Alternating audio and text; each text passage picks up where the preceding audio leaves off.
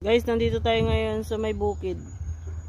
Pinapakita ko lang sa inyo yung farm ngayon dito sa amin ay sa banda dito sa amin, sa aming lugar. Pero hindi amin to ha.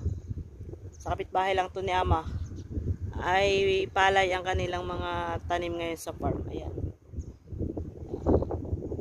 Farm. Ang pangunahing tanim nila dito ngayon ay palay. Yan mga ludi. Ayan, tara. Yan, okay? Nakikita nyo ba yan? Sa kapitbahay yan ni Ama, hindi po yan sa kanila. Sa kapitbahay. Alright? Tara mga idol.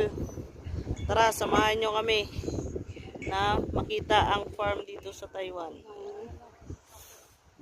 Ha? Wala na? Ha?